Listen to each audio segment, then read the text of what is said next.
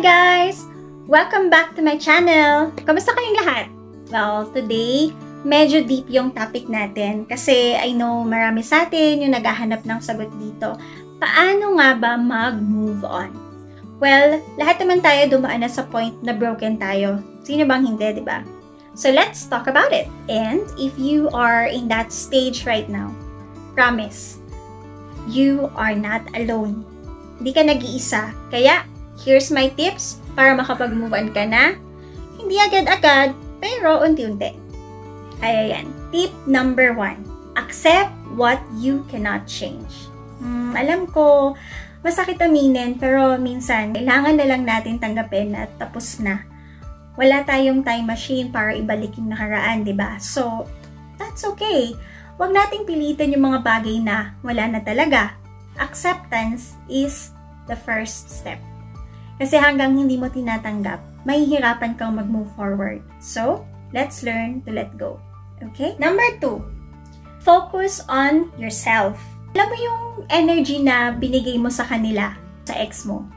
It's time to give that energy to you, to yourself. Like, pick up a new hobby. Kahit anong bagay na gusto mong subukan dati pero wala kang time. For example, gusto mong mag-paint. Sige, bumili ka na ng paint set. Gusto mo mag-workout? Sige lang! Pumunta ka ng gym, bumili ka ng gym membership. Remember, moving on is about rediscovering who you are without them. Number 3, set boundaries with your mind. Ito talaga, medyo challenging, pero every time na naiisip mo yung memories ninyo, sabihin mo lang sa sarili mo na, okay, tapos na yun. Huwag mong hayaang magstay ng matagal sa isip mo. Parang garden kasi yan. Tanggalin mo yung mga weeds, parang aka negative thoughts, para mag-grow yung flowers. Aka positive vibes, diba? Number 4, lean on your support system. Akala mo minsan nakakahiya or parang ayaw mong maging pabigat. Pero guys, hindi ka pabigat. Yung mga friends mo at family mo, nandyan sila kasi they love you.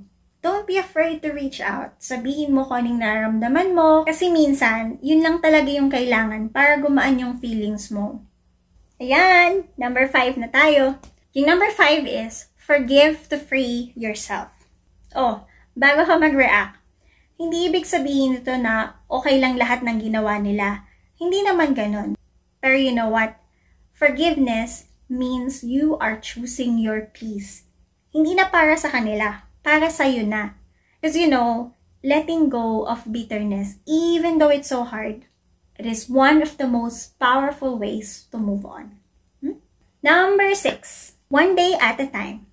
Walang pressure na kailangan ngayon na agad Minsan, akala mo wala ka ng progress. Pero the fact na bumangon ka ngayong araw, that's already a step forward. So little steps count. Kaya huwag na huwag kang mag-give up.